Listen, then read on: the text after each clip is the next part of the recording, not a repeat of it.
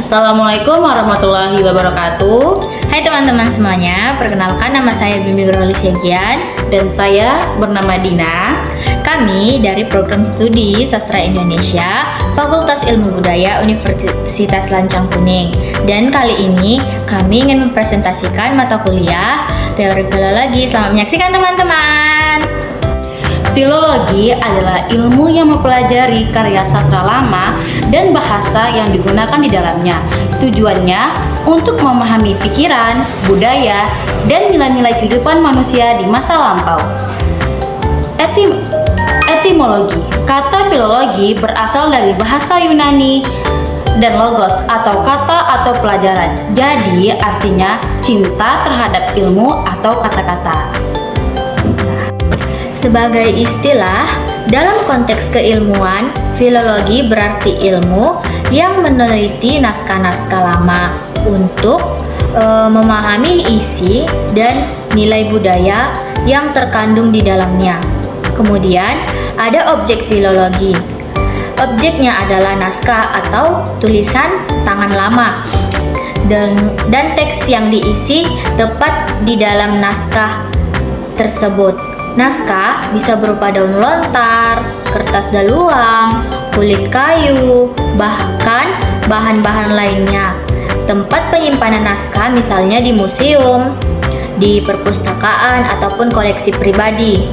Kemudian, tujuan dari filologi ini untuk tujuan umum memahami hasil kebudayaan masa lalu untuk mempercaya kehidupan sekarang, dan tujuan khususnya untuk menelusuri asal-usul, isi, dan nilai-nilai yang terkandung dalam karya lama agar bisa diinterpretasikan secara benar dan baik. Kedudukan filologi di antara ilmu-ilmu lain. Hubungan timbal balik. Filologi berkaitan dengan banyak ilmu lain. Kadang filologi membantu ilmu lain, kadang dibantu oleh ilmu lain.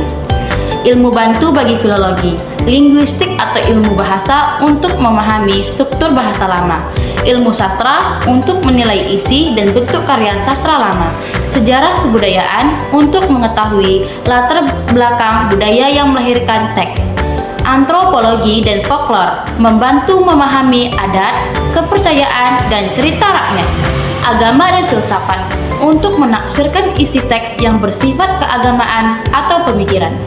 Filologi sebagai ilmu bantu untuk ilmu lain, membantu sejarah karena naskah lama sering berisi tentang catatan peristiwa di masa lampau. Kemudian membantu hukum adat sebab teks lama bisa memuat aturan sosial. Selanjutnya, membuat ilmu bahasa karena naskah lama menunjukkan perkembangan bahasa dari waktu ke waktu. Kemudian, membantu filsafat dan agama dengan menafsirkan pemikiran leluhur. Sejarah perkembangan filologi.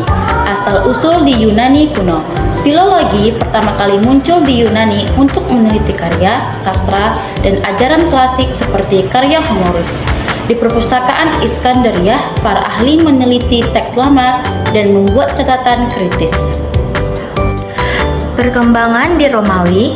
Di Romawi Barat, filologi digunakan untuk menelaah karya berbahasa Latin dan teks keagamaan. Di Romawi Timur, filologi tetap mempelajari teks Yunani. Zaman Renaissance atau kebangkitan Eropa, filologi berkembang pesat kembali, terutama setelah ditemukannya mesin cetak oleh Gutenberg. Banyak naskah lama disalin dan diterbitkan ulang, dan studi teks klasik menjadi dasar peneliti pendidikan Eropa. Teori filologi di Timur Tengah berkembang untuk mempelajari teks-teks Arab, terutama untuk menafsirkan Al-Quran dan karya-karya sastra Islam.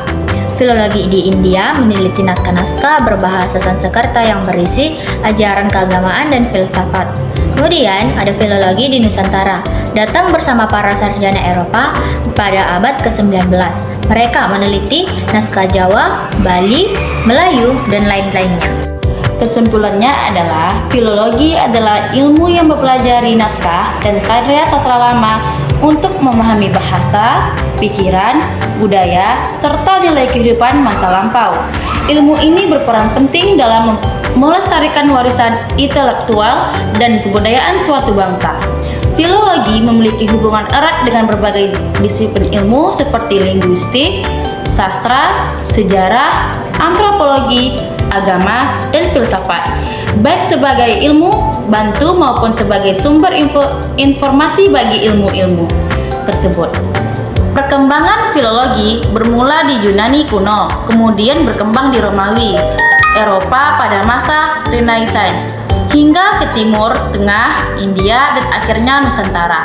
Melalui kajian filologi, kita dapat menelusuri asal-usul teks, memahami nilai-nilai budaya masa lalu, serta menjadikannya pelajaran berharga bagi kehidupan masa kini. Sekian dari video presentasi kami akhiri. Wassalamualaikum warahmatullahi wabarakatuh.